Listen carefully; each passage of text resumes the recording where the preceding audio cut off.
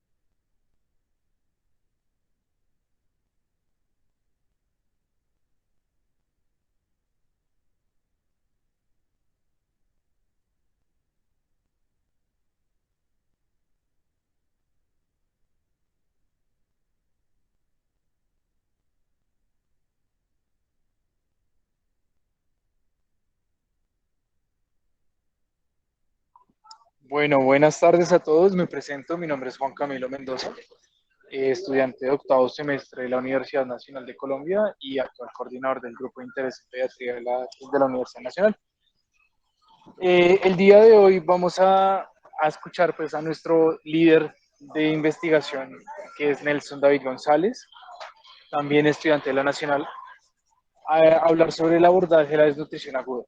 Este proyecto se hizo a la par con el grupo de interés en pediatría de la FUCS y pues la verdad nos gusta mucho como ver cómo diferentes grupos de interés en pediatría crecer y pues que estemos haciendo como tal esta actividad conjunta, pues es muy chévere. Entonces, espero que sea de su completo gusto, de aprendizaje, pues yo sé que estamos en viernes, pero pues estamos en la tarde, aprovechemos este tiempito y pues con toda Nelson. Bueno, entonces, buenas tardes. Como ya les dijo Juan Camilo, la charla de hoy es sobre abordaje de la desnutrición. Y como les comento, esta charla se hace en el contexto de un ciclo interinstitucional con la FUCS, eh, con el tema de urgencias pediátricas. Entonces, va a ser como enfocada hacia la desnutrición en general una parte y la parte como el tratamiento de la evaluación la vamos a hacer como enfocada hacia qué se debe hacer en una emergencia. Entonces, un poco enfocada como hacia la desnutrición aguda grave. ¿Listo? Entonces, así fue como decidí organizar esta presentación para ustedes el día de hoy en cuatro partes. La primera, generalidades, en donde vamos a hablar un poco sobre las definiciones de lo que es la desnutrición, conceptos que tenemos que tener en cuenta para poder entender todo lo que vamos a hablar por estos más o menos 45 minutos. También acerca un poco de la epidemiología y de los factores de riesgo. Luego vamos a tocar pues el tema de la clasificación y de la evaluación, de cómo medimos esta desnutrición y cómo lo vamos a ver clínicamente. Luego vamos a ver cómo es el tratamiento. Una vez que ya hemos podido identificarla clínicamente, qué vamos a hacer con esta condición. Y finalmente vamos a como cerrar todo con unas conclusiones y con conceptos que sí o sí debemos llevarnos para la casa. Entonces, vamos a comenzar por el comienzo.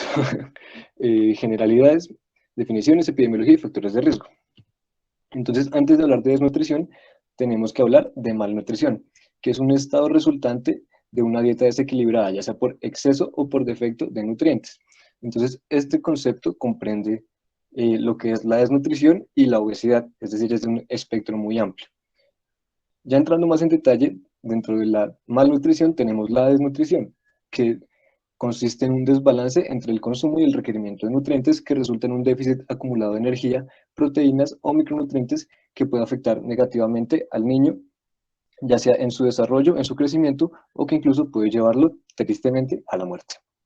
Pues para efectos prácticos de esta presentación voy a referirme como niño a los pacientes pediátricos menores de 5 años, entre 0 y 5 años, y madre va a ser como referencia a madre, padre y al cuidador o al acudiente del niño. ¿Listo? La desnutrición tradicionalmente se ha dividido como en tres grandes grupos. Entonces tenemos el marasmo, el kwashiorkor y la desnutrición mixta. El marasmo corresponde a una deficiencia calórica. Un paciente que tiene una dieta hipocalórica, entonces va a presentar signos de emaciación. ¿Qué es emaciación?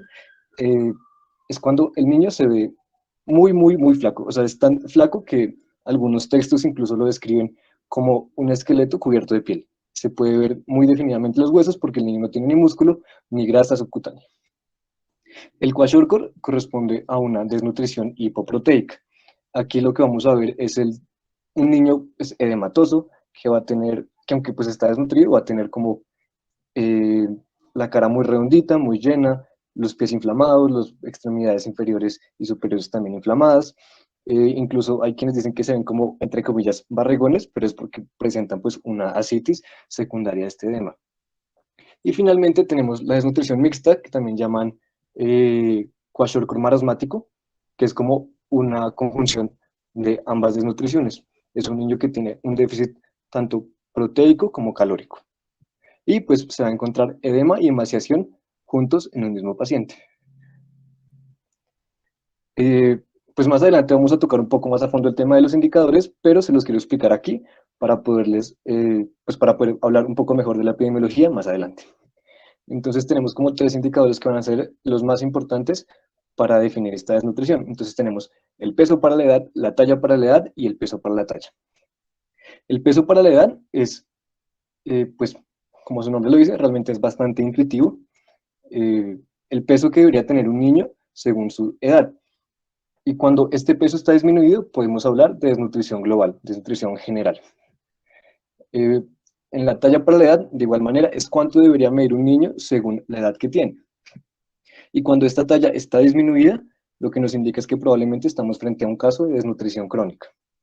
Y cuando tenemos un peso disminuido, o sea, un peso bajo para la talla, lo que nos está hablando es de una desnutrición general, una desnutrición global, o más específicamente de una desnutrición aguda, que generalmente se constituye en una desnutrición aguda grave.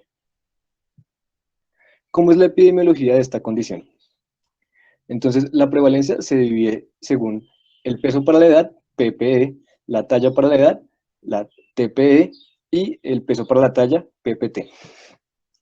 Entonces, el peso para la edad tiene una prevalencia del 16% en niños menores de 5 años.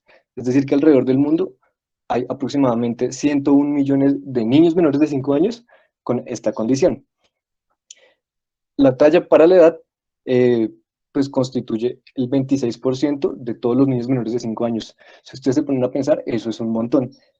Prácticamente 1 de cada 4 niños presenta esta talla baja para la edad, lo que, pues, si recuerdan, como les dije hace unos segundos, constituye una desnutrición crónica. 1 de cada 4 niños en el mundo tiene desnutrición crónica. Y finalmente, el 8% de los niños menores de 5 años tiene un peso bajo para la talla, lo que significa que en el mundo hay 52 millones de niños aproximadamente que tienen una desnutrición aguda. Continuando con la mortalidad, tenemos que el 45% de todas las muertes en niños menores de 5 años pueden ser atribuidas a la desnutrición. Es decir, que no necesariamente mueren por desnutrición, sino que la desnutrición funciona como una palanca para que estos niños puedan desarrollar otras condiciones que los lleven a la muerte. Esto constituye 3.1 millones de muertes al año, lo que también es mucha gente. Es como decir la población de Panamá al año muerta. O sea, es mucho, es como para que puedan dimensionar lo grave que es esto. Aquí al lado derecho tengo una tabla que dice más o menos cuántas muertes atribuibles, bueno, cuántas muertes pueden ser atribuidas a ciertos tipos de desnutrición. Entonces, como pueden ver, en los efectos conjuntos de los 6 factores que se presentan en esa tabla, tenemos aproximadamente 3.1 millones. Ahora, eso que les conté fue en el mundo. Vamos a hablar un poco de cómo es la situación en Colombia. En Colombia tenemos una prevalencia del 0,3% en población general. Eso fue para el 2020. Sin embargo, se ha visto que a lo que llevamos de 2021, la tendencia va hacia el alta. Es decir, que probablemente este año tengamos un rebote de los casos de desnutrición en Colombia. La mortalidad también es muy alta, 4,6 fallecimientos por cada 100.000 menores de 5 años, lo cual también es bastante. Entonces aquí les traigo estos datos de estos dos departamentos. La Guajira es el departamento que más casos brutos aporta a la mortalidad en desnutrición en Colombia, significando aproximadamente el 40% de todas las muertes por desnutrición, lo cual, si se ponen a pensar, es un montón. Y eso nos señala que en Colombia estamos frente a una situación de desigualdad muy importante. Y finalmente, en Bichada, tenemos que es el departamento que tiene la mayor tasa de mortalidad. Ya dijimos que a nivel de Colombia es más o menos 4.6 por cada 100.000. En Bichada está aproximadamente en más de 130 por cada 100.000, es decir, una tasa de mortalidad muy alta. Y una vez más se encuentra un departamento que, pues, ha sido históricamente abandonado por el Estado. ¿Cuáles son esas variables de interés dentro de esta epidemiología en la desnutrición? Se presenta ligeramente más en niños que en niñas, como pueden ver acá, más en niños que en niñas. Más o menos 1 de cada 4 casos se presenta en un cuadro severo y los otros 3 de una presentación moderada o leve. Como pueden ver también, casi el 20% de los casos se presentan en población indígena, lo cual es muy alto teniendo en cuenta que el 20% de la población de Colombia no es población indígena. Entonces, una vez más, vemos que esto tiene un importante factor de desigualdad social. También vemos que tiene un importante porcentaje de casos en el área rural y que 1 de cada 3 casos de desnutrición en Colombia se dan en el régimen subsidiado. Una vez más, vemos que hay unas fuertes condiciones socioeconómicas como factores de riesgo.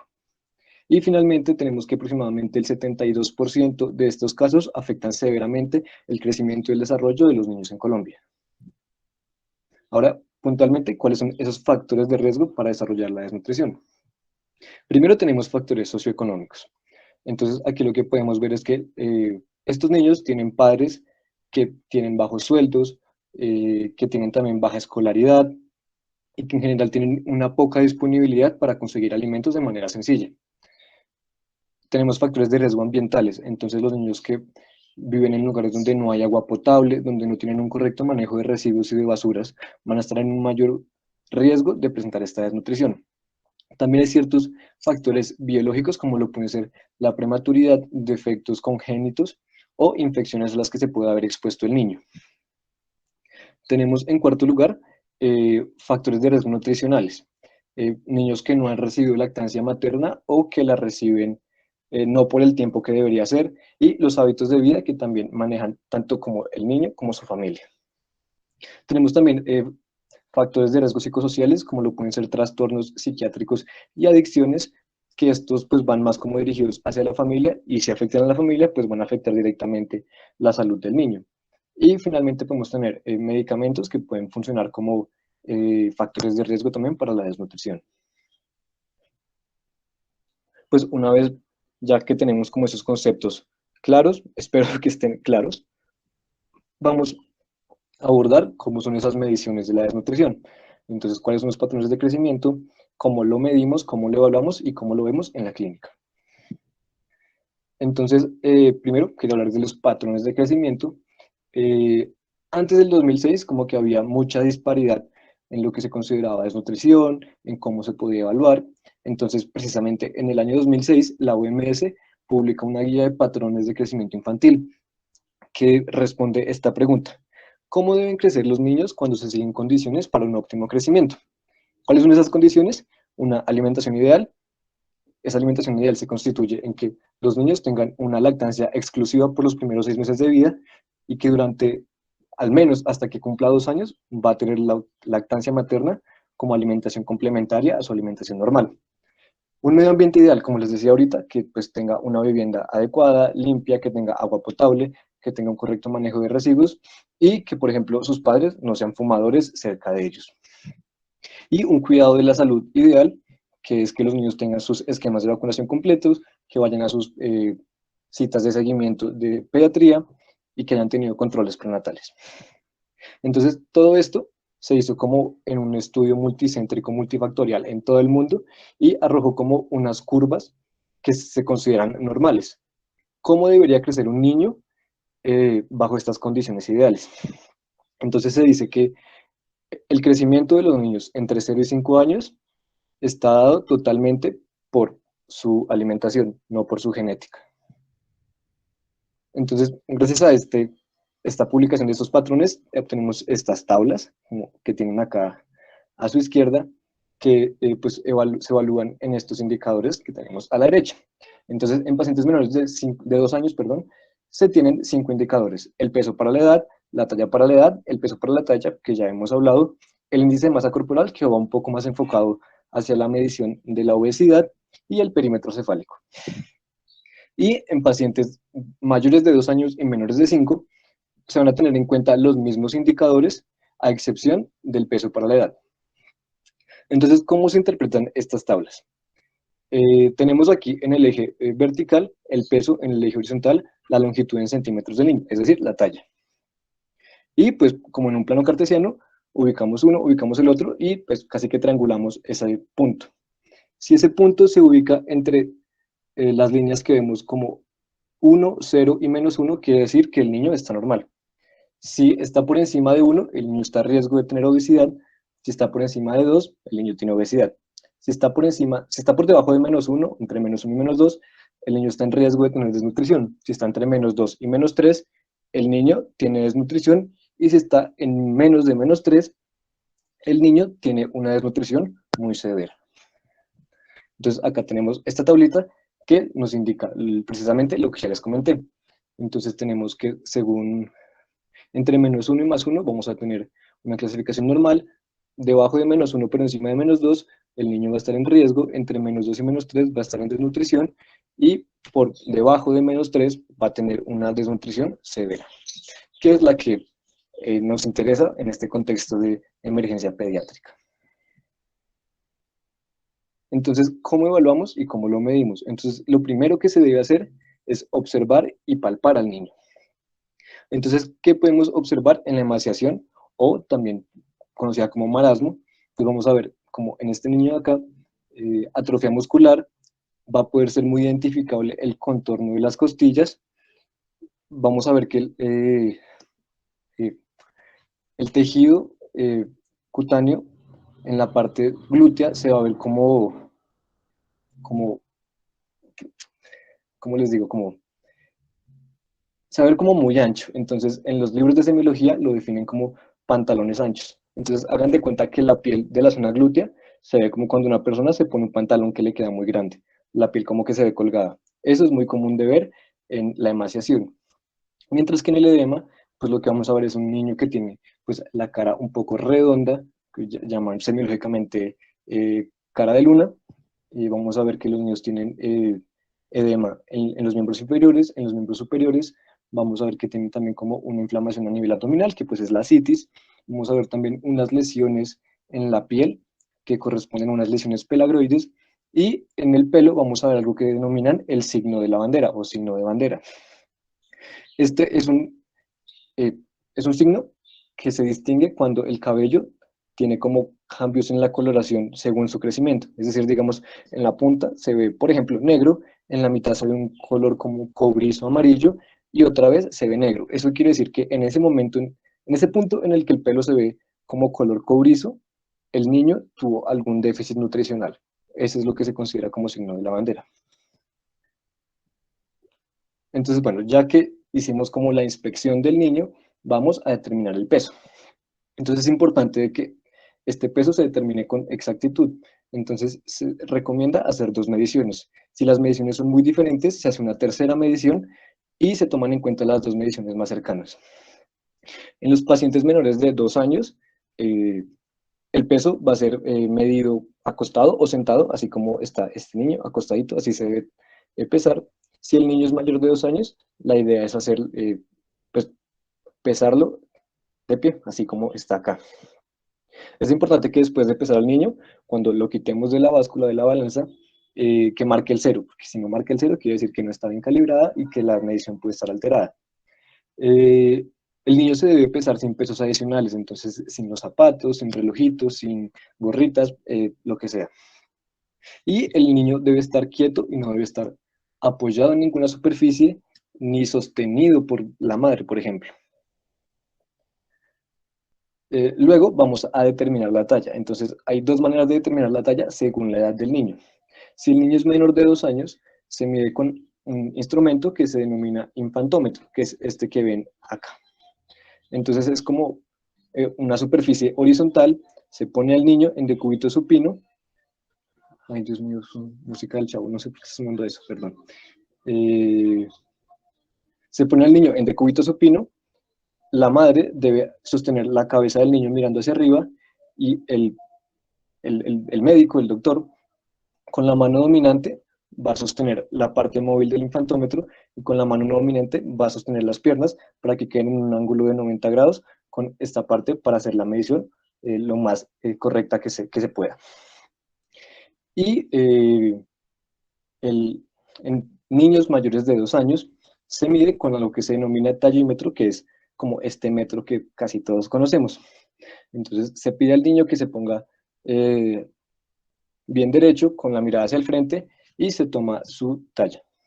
En general se dice que la talla en los niños de pie con el tallímetro es aproximadamente 0.7 centímetros menor que en el infantómetro. Entonces si llega un niño que está como en esa edad, entre un poquito menos, un poquito más de los 2 años, se puede medir con cualquiera de los 2 instrumentos, pero teniendo en cuenta esta diferencia entre esos dos instrumentos. Entonces, clínicamente, ¿qué es lo que vamos a ver? Este es un niño con marasmo. ¿Qué es el marasmo? Ya les había comentado que es como una deficiencia de calorías, pero pues etimológicamente marasmo quiere decir consumirse, es decir, este niño se está consumiendo a sí mismo. Generalmente se presenta mucho más grave en pacientes lactantes. Entonces se les encuentra con emaciación. Ya les había dicho que era la emaciación, que es como eh, como una flaqueza extrema, por así decirlo. Entonces, ¿qué es lo que pasa aquí fisiopatológicamente? Como el niño no está teniendo un aporte de calorías correcto, empieza como a usar eh, el almacenamiento que tiene como en caso de emergencia, por así decirlo. Entonces, primero va a usar como el glucógeno que tiene a nivel muscular y a nivel hepático. Cuando se acaba ese glucógeno, pues va a empezar la gluconeogénesis. Entonces, empieza como un proceso de lipólisis, se empieza a gastar esta grasa, entonces la grasa, el tejido adiposo visceral y la grasa celular subcutánea. Entonces, en ese momento la piel empieza como a enflaquecer. Cuando ya se ha gastado todas las reservas de lípidos, empieza como a haber una proteólisis, es decir, se empiezan a gastar las proteínas de los músculos. Y es por eso que se ve como está, que no se ven los músculos. Entonces, el paciente como no tiene lípidos y tampoco tiene músculos, lo que vamos a ver son los puros huesos cubiertos con piel, como lo mencionan algunos libros de texto. ¿Cuáles son los síntomas que vamos a encontrar? Puede ser anorexia en los casos más graves o mucha hambre en los casos no tan severos. De igual manera vamos a tener estreñimiento en los casos que son muy severos o diarrea en los casos más leves. También podemos encontrar cambios en el cabello como el signo de la bandera y alteraciones del estado mental, sin embargo no son tan comunes como en el kwashiorkor. Y ahora hablar un poco sobre el kwashiorkor. Etimológicamente viene de un dialecto ga de la costa de Ghana, que significa o quiere decir la enfermedad de los niños destetados cuando nace el siguiente bebé. Esto nos dice mucho acerca de la enfermedad. Esto lo encontramos más que todo en niños que son destetados a muy corta edad. Y se da principalmente por un déficit proteico. Estos niños, como ya les había comentado, se van a encontrar muy edematosos. Entonces, si ven acá, las piernas se ven supremamente hinchadas, se ve como brillantes, tienen la cara luna. Probablemente aquí debajo de esa ropa vamos a encontrar que tenga ascitis. ¿Por qué se da esto? Fisiopatológicamente hablando, la razón más aceptada y de alguna u otra forma más sencilla de entender es que hay una hipoalbuminemia y una hipoproteinemia. Entonces, como no tenemos esas proteínas a nivel sanguíneo, lo que va a pasar es que va a haber una disminución de la presión oncótica y todos los líquidos, es decir, el agua de la sangre se va a extravasar y se va a quedar en el espacio intersticial. Eso es lo que vamos a ver reflejado como edema. ¿Por qué tenemos esos cambios en la piel? Lesiones pelagroides, hiperpigmentación, hiperkeratosis, piel eritematosa y los daños en el cabello, el signo de la bandera. Eso va a ser porque cuando hay esta salida de extracelular, esta salida, perdón, extravascular de agua, también eso va a implicar como una retención de sodio en el espacio extracelular.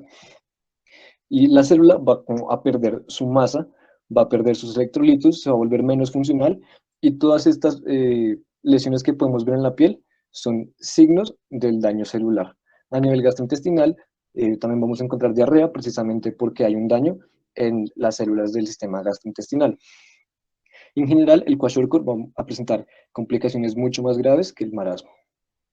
Y finalmente tenemos esta condición que se llama desnutrición grave mixta o kwashiorkor marasmático, que es básicamente la combinación del marasmo y el kwashiorkor, en el que el niño no solamente tiene un déficit de energía, sino también un déficit de proteínas. Entonces vamos a encontrar niños como este, que a pesar de que sus miembros inferiores y superiores están muy emaciados, se ven muy delgados, el niño está muy flaco, se va a encontrar hinchado porque pues tiene la citis y tiene la edema. Además de eso tampoco va a tener grasa subcutánea, entonces va a ser como una combinación muy terrible de lo peor de ambas cosas. Entonces, ¿cuáles son esos signos clínicos que vamos a encontrar en las tres condiciones? Entonces, aquí tenemos en el marasmo, están ordenados del más común al menos común, y el kwashiorkor del más común al menos común, o sea, están como invertidos.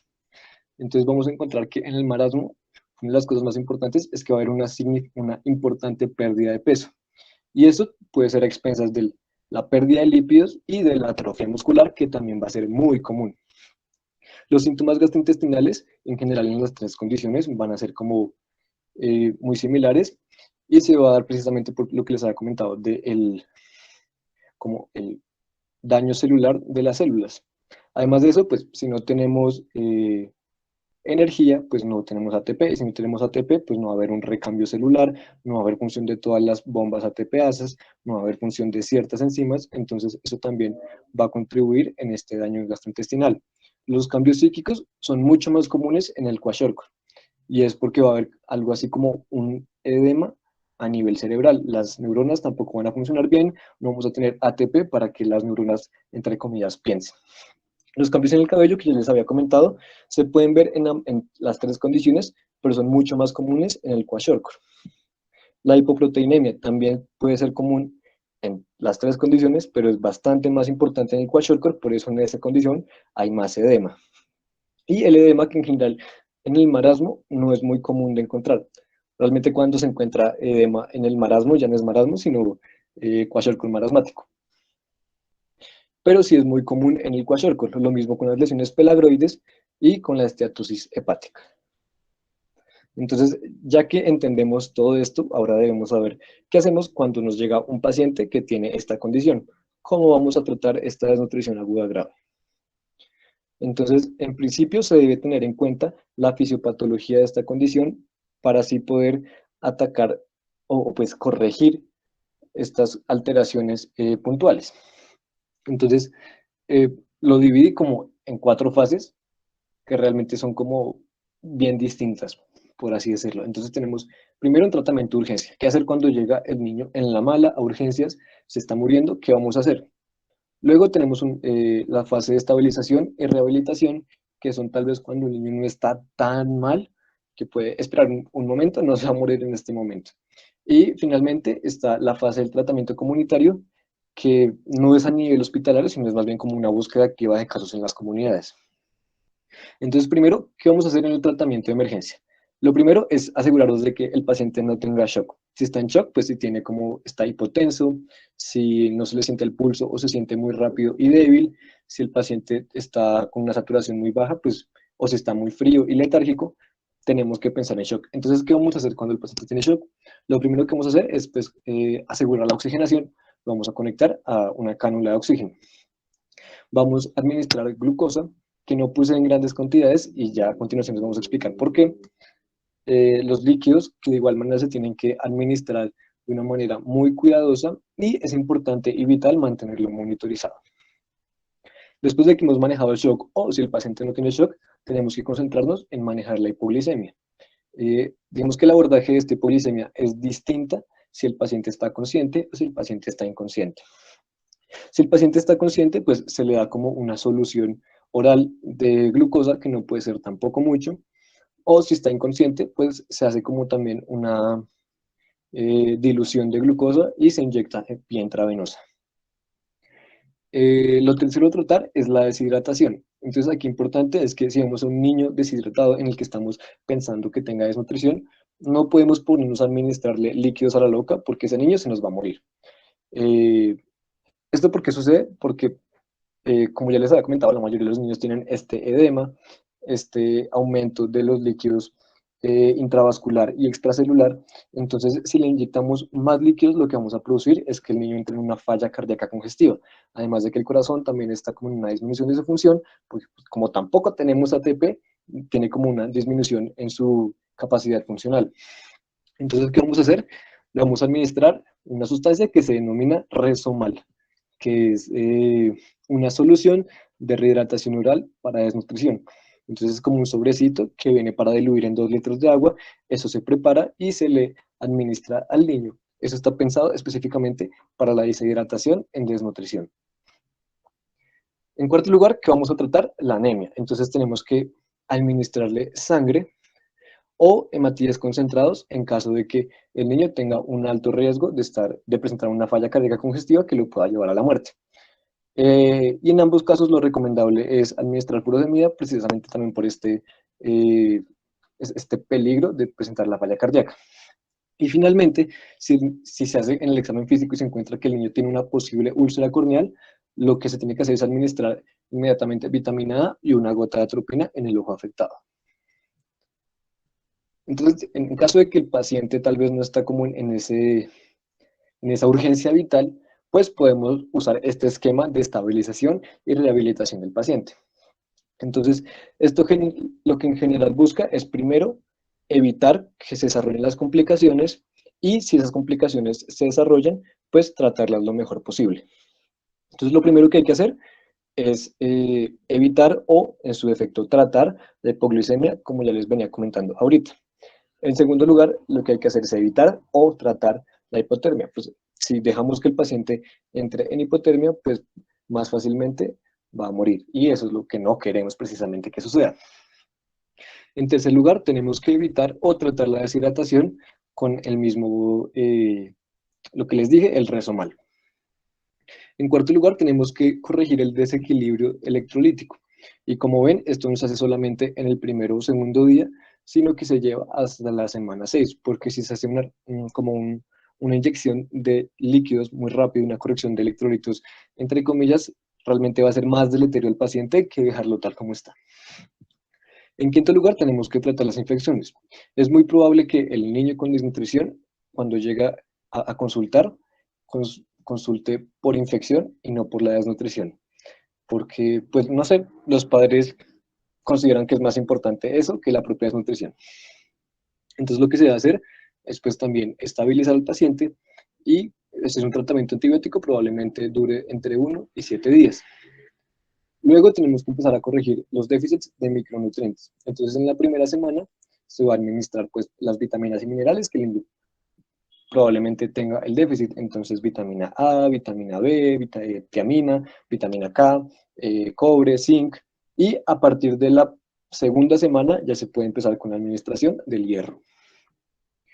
El séptimo punto es iniciar la alimentación, pero esta alimentación tiene que ser con precaución. Ya en un momentico les explico por qué tiene que ser con precaución. En octavo lugar, pues tenemos que empezar ya con un crecimiento de recuperación en el que ya juega un papel importante la medicina física y la rehabilitación. Lo nueve, que porque esté de 9 no quiere decir que sea menos importante, es que tenemos que proporcionar atención cariñosa y juego. No podemos olvidar de que a pesar de que sean pacientes y toda la cosa, pues no dejan de ser niños. Y pues los niños quieren que los quieran, los niños quieren jugar, entonces tenemos que querer a los niños. Y pues finalmente preparar un plan de seguimiento para pues evaluar cómo se desarrolla la salida de esta condición, cuál es el pronóstico para el paciente y evitar que vuelva a hacer una recaída. Entonces, cuando les digo que no se pueden administrar los líquidos de manera abrupta, la glucosa de manera abrupta y la realimentación de una manera abrupta, es porque existe un grande riesgo de desarrollar algo que se denomina síndrome de realimentación.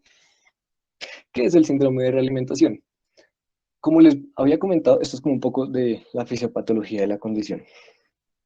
Hay daño celular, tenemos una hipoproteinemia que hace que el agua salga del vaso, se quede en el intersticio, y esa agua en el intersticio va a hacer que los electrolitos de la célula, el fosfato, el potasio, el magnesio, salgan de la célula y se queden concentrados en el espacio intravascular. Entonces, si llega un paciente en desnutrición aguda grave y le medimos los electrolitos en suero, probablemente estén normales. Eso no quiere decir que estén normales en todo el cuerpo, sino que están concentrados en el suero, en la sangre, en el espacio intravascular. Entonces, cuando pues administramos mucha glucosa pues o una dieta hipercalórica, lo que va a hacer es que se va a producir un pico de insulina que va a hacer que esta glucosa entre a las células y con ella arrastre todos los electrolitos que están en el suero. Entonces, como todos los electrolitos que estaban en el suero ya no van a estar en el suero, van a estar todos dentro de las células, vamos a presentar todos estos síntomas. Por la hipofosfatemia, hipopotasemia, hipomagnesemia, deficiencia de vitaminas, la retención de sodio causada directamente por la insulina y la hiperglucemia. Y pues va a tener muchas manifestaciones, pero lo que más nos preocupa es que esto puede llevar a la muerte incluso más rápido que la propia desnutrición. Entonces hay que tener mucho cuidado con esta condición. Y finalmente se habla de un tratamiento comunitario. ¿Qué es el tratamiento comunitario? Yo diría tal vez que no es un tratamiento, sino más como una intervención comunitaria. Entonces lo que se hace es llevar al personal de salud a las comunidades a hacer una búsqueda activa y pues para identificar los casos de desnutrición antes de que presenten complicaciones. Entonces se divide en 4 pasos. Lo primero es la movilización y sensibilización, es decir, llevar personal de salud a las comunidades y pues hacer como charlas, hablarles sobre lo que puede ser la desnutrición, cómo la pueden identificar en sus hijos y qué es lo que tienen que hacer si encuentran que hay desnutrición. En segundo lugar, tienen que hacer una detección activa, es decir, el personal de salud en las comunidades buscar de manera activa cuáles son esos niños que probablemente estén en un estado de desnutrición. En tercer lugar, pues la atención terapéutica. Si identificamos niños que tengan desnutrición, pues hay que atenderlos. ¿Cómo se atiende? Puede ser un tratamiento ambulatorio o pues un tratamiento hospitalario. ¿Y cómo yo puedo llegar a definir eso? Eh, pues, es hospitalario si el paciente tiene complicaciones y si no tiene complicaciones, se hace un tratamiento ambulatorio. Entonces, miremos aquí la gráfica que está a la derecha. Entonces, con complicaciones, ¿cómo es el paciente con complicaciones? Que tiene un edema muy grave, que tiene un perímetro braquial menor a 11.5 centímetros y cualquiera de estas 3 condiciones, anorexia, o sea, no tiene hambre, mal estado general o un bajo nivel de alerta o paciente inconsciente. El perímetro braquial es como una medida que se utiliza en escenarios de emergencia humanitaria, como puede ser acá en un trabajo de campo, en el que se mide pues, como lo dice, el perímetro del brazo, y si es menor a esta medida, se considera que el paciente está en una desnutrición. Entonces, si cumple con todas estas condiciones, el tratamiento se hace hospitalario. Si no las cumple, si tal vez no tiene edema o el edema es menos grave, y si tiene un perímetro braquial mayor a 11.5 milímetros y que además tiene buen apetito, tiene buen estado general y el paciente se encuentra totalmente alerta, pues se puede iniciar un tratamiento ambulatorio. Y finalmente, se debe hacer un seguimiento, pues para evitar que precisamente haya nuevos casos o que los casos antiguos entren en una condición de recaída. Entonces, ya para finalizar, ¿cuáles son nuestras conclusiones? ¿Qué es eso que siempre debemos tener en cuenta y que debemos llevarnos para nuestras casas, que no se nos puede olvidar nunca? Lo primero es, ¿cuál es la definición de desnutrición y cuáles son sus respectivas clasificaciones? El marasmo, el kwashiorkor, el kwashiorkor marasmático. Luego los indicadores, qué es el peso para la talla, qué es la talla para la edad y qué es el peso para la edad. Y entender que esos valores como valores únicos y sueltos no significan nada, sino que se tienen que comparar con estos patrones que nos ha aportado la OMS. En tercer lugar, recordar cómo es la clínica, cómo es esa presentación clínica y que cada uno de esos síntomas tiene una clara relación fisiopatológica. Todo tiene una causa y para tratar ese síntoma se tiene que tratar esa causa. Y finalmente, que el tratamiento tiene 2 pilares fundamentales: evitar las complicaciones y cuando ya hay complicaciones, tratarlas. Y que se tiene que hacer con mucho cuidado, con mucha precaución, para evitar el síndrome de realimentación. Entonces, muchas gracias. Si alguien tiene alguna pregunta, queja, reclamo, sugerencia, pues es el momento para hacerla.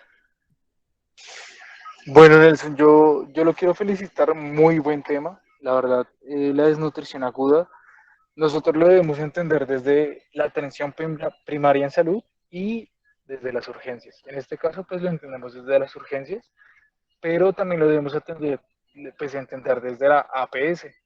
Y eso significa como tal medidas antropométricas y cuando tenemos un equipo multidisciplinario, la prueba de apetito y todos los protocolos que establece el IEP. Pero me pareció muy buen enfoque, pues muy buena revisión de tema y pues repito la pregunta. ¿Alguien tiene alguna pregunta o alguna sugerencia o algún reclamo?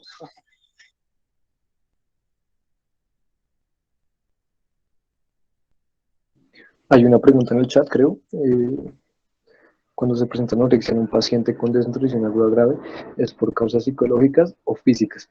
Es más que todo por causas físicas, como en el paciente que presenta esta desnutrición de manera aguda, pero pues ya por un periodo considerable de tiempo, pasa como por unos cambios hormonales en los que ya no va a haber como este esquema hormonal de construcción catabólico, sino que se va a mover como sea una forma un poco de supervivencia, ¿sí? Entonces no le interesa al cuerpo como construir y crecer, sino que le interesa sobrevivir. Y en ese como cosa de sobrevivir, como que se afectan ejes hormonales que afectan pues el hambre. Esa es la razón de la anorexia. No sé si me hice entender. Sí, Nelson, gracias.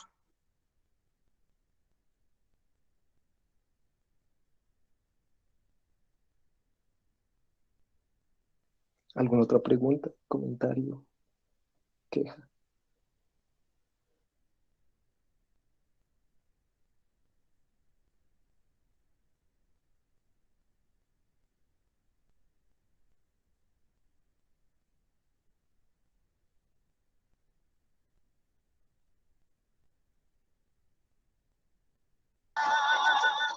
Pues Nelson, como usted ve en los comentarios, solo elogios.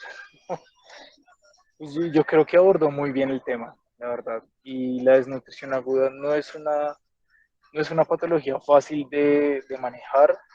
Toca tener en cuenta diferentes contextos, diferentes edades, pero usted lo logró abordar de una muy buena forma, teniendo en cuenta antropometría, clínica y un posterior tratamiento. Entonces, pues yo creo que podemos cerrar la sesión por el momento.